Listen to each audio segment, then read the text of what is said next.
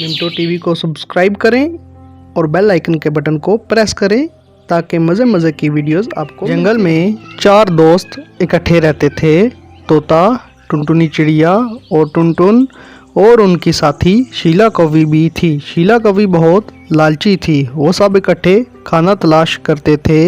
एक दिन टुनटुन बोलता है, दोस्तों, अब हमारे जंगल में खाना खत्म हो रहा है। हमें अब कुछ न कुछ करना होगा, नहीं तो बहुत मुश्किल में पड़ जाएंगे। टुनटुनी चिड़िया बोलती है, हाँ टुनटुन, बिल्कुल ठीक बात कर रहे हो। अब हमें कुछ न कुछ करना होगा। अगर खाना ना मिला तो हम भूख से मर जाएंगे। ये सुनकर तोता बोलता है, मैं कुछ समय पहले एक काम से दूसरे जंगल गया था और मैंने उधर जाते वक्त उस जंगल में बहुत ज्यादा आम के पेड़ देखे थे। बाकी सब सुनकर खुश हो जाते हैं और शीला कौवी के मुंह में तो पानी ही आने लगता है आम का नाम सुनकर। लेकिन फिर तोता बताता है सबको। लेकिन एक समस्या है दोस्तों। सब पूछते हैं क्या दिक्कत है उधर जाने में। तोता बोलता है, दोस्तों, रास्ते में चीलों का बसेरा भी है। अगर उनको अकेला कोई नजर आ जाए तो वो उसे मार डालती हैं। सब ये बात सुनकर बहुत डर जाते हैं और कहते हैं अब हम वहाँ कैसे जाएंगे। तब टुनटुनी चिड़िया कहती है, परेशान मत हो दोस्तों, इसका हल रानो चिड़िया के पास जरूर होगा।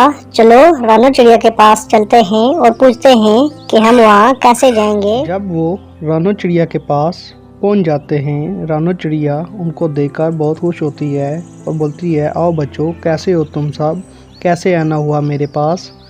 तो टुनटुनी चिड़िया बोलती है, रानो चिड़िया, हम बिल्कुल ठीक हैं। आपको तो पता ही है कि जंगल में खाने की कमी हो रही है, इसलिए परेशानी में है। साथ वाले जंगल में एक जगह का पता चला है कि उधर एक जगह पर बहुत ज़्यादा आम के पेड़ लगे हुए हैं, परंतु वहां जाने से पहले रास्ते में चीलों का बसेरा आता है और हमें पता नहीं है कि वहां से कैसे गुजरना है। ये पूछने आए हैं हम आपके पास।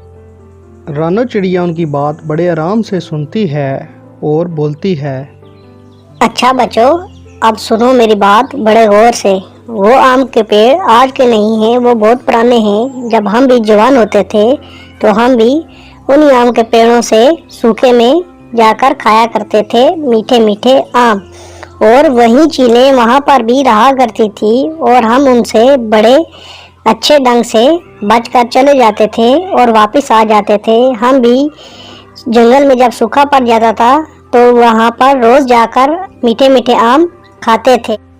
अब ध्यान से सुनना मेरी बात, मैं तुम्हें बताती हूँ कि उन बड़ी चीलों से कैसे बचना है। जब हम जाया करते थे तो हम झुंड बनाकर जाया करते थे, क्योंकि वो चीलें अकेले परिंदे पर हमला करती हैं। ज़्यादा परिंदे हों तो वो सामने नहीं आती। इसलिए तुम भी याद रखना, जब भी जाना सब इकट्ठे और साथ जाना। अगर अकेला कोई गया तो वो उसे मार कर खा जाएंगी। ये सुनकर वो सब बहुत खुश हो जाते हैं और बोलते हैं कि हम ऐसा ही करेंगे। वो सब अगले दिन सुबह का उधर जाने का प्रोग्राम बनाते हैं कि कल सुबह जाएंगे और मीठे मीठे आम खाएंगे। इधर जब से शीला कौवी ने आम के पेड़ों के बारे में सुना था, इसको सुकून नहीं मिल रहा होता और उसके शैतानी दिमाग में कुछ न कुछ चल ही रहा होता है।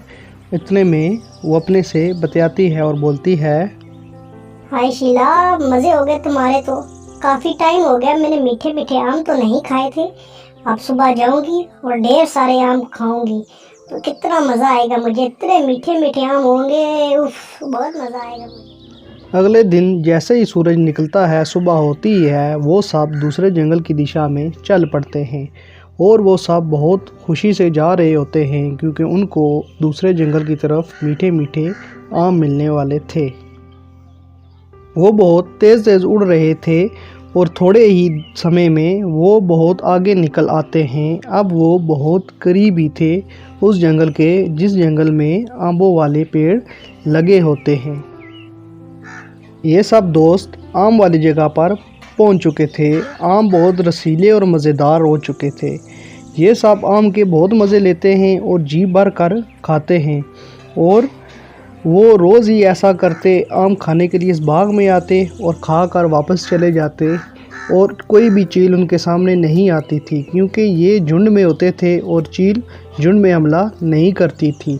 ऐसे ही काफ़ी दिन चलता रहा और एक दिन शीला कवि के दिल में लालच आ जाता है और बैठे बैठे उसके शैतानी दिमाग में सोचना शुरू हो जाती है कि ऐसा क्या करना चाहिए कि मुझे सारे आम मिल जाएं। सोचते सोचते वो बोलती है, ये टुनटुनी, टुनटुन और तोता सारे आम खा जाएंगे, फिर आम खत्म हो गए तो मैं क्या करूँगी, वैसे भी वहाँ थोड़े आम रहते हैं।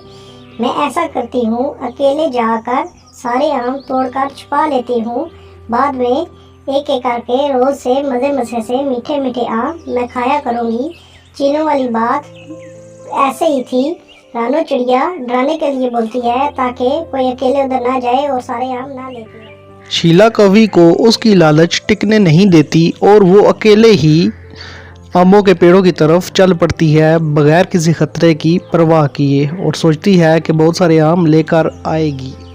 शीला कवि अकेले ही चीलों वाले जंगल में पहुंचती है और देखती है कि वहां पर कोई चील नहीं है और फिर बोलती है, देखा, मैंने सोचा था ना, जो सही निकला ना, यहाँ पर कोई चील नहीं है। वो रानो चिड़िया हमें बोल रही थी कि अकेले को चील खा जाती है, कहाँ है चील, नजर ही नहीं आ रही, यहाँ कोई चील भी नहीं है। वो ये बातें कर ही रही होती है कि इतने में एक बड़ी सी चील आकर शीला कवि को मार देती है और खाकर वहाँ से चली जाती है।